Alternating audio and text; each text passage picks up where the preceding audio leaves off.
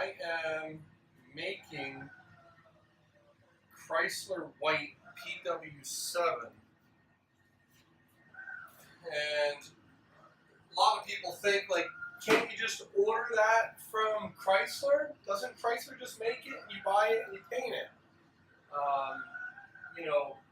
No, Chrysler doesn't make paint. And just to give you a scenario, everybody thinks white is white. And this is a scenario of all your different shades of white. You know, although you may think white is white, there is an infinite amount of white.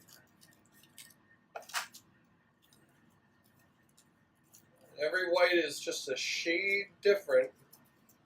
And for any of you ladies out there, that would be like, how many different shades of red nail polish are there?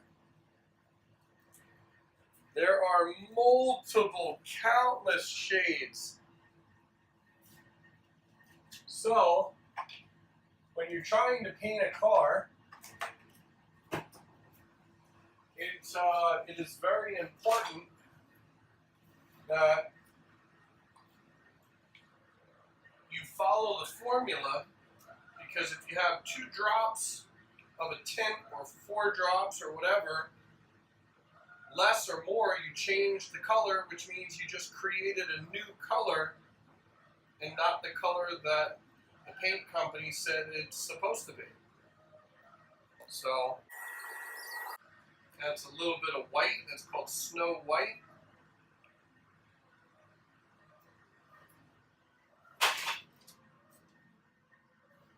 Now we're going to put in a little bit of lemon yellow and a little bit of blue. And of course a little bit of black, which will give it just a slight grayish hue. This is what's called low strength black. You know, you think white and black equal gray, but that is the strength of the black. If you have a strong black and white, you will get gray.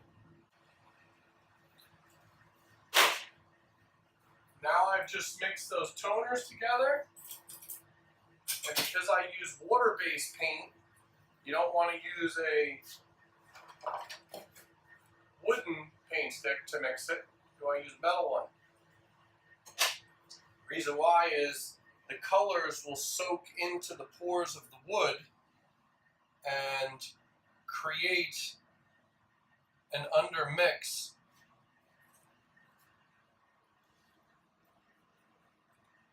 So we can turn this a little bit so everybody can see. And you just got it kind of looks like a green right now. That's because the white is so heavy and so thick.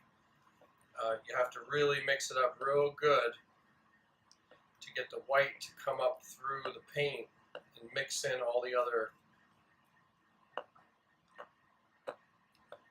Why mixing of the paint is so important, because if you don't mix it thoroughly, you're not going to have the correct color. As you can see, it's getting really thick. It's almost like a goop now. But it's turning into the white I need it to be. And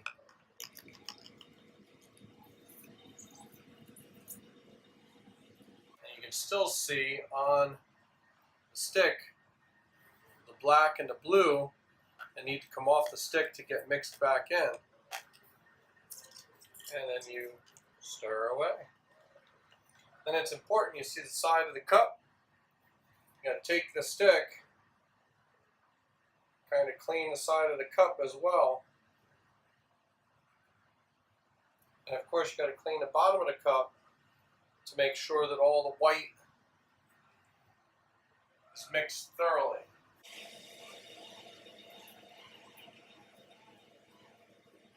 Then place it back on the scale.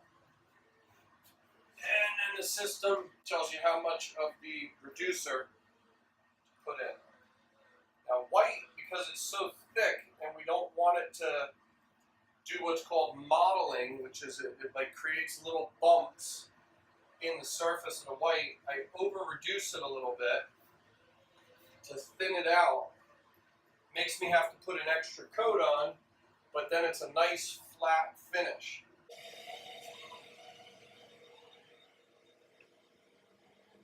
And again, it stirs up pretty poorly because the white is so thick. And we have the strainer, which strains out any dust or maybe a clump of something. You put it in the cap, put the cap on, and then when you look inside the lid there, the paint will strain itself as it's coming through the paint gun. And there you have it. PW7. And I always like to just shake it up a little bit to make sure I get any residual off of the side of the cup. Maybe a little bit of blue that's not fully. Gotta be careful you got your lid on, because I have had the whole paint cup blow apart on me and get paint everywhere. Myself and the mixing room. So now I'm gonna go paint.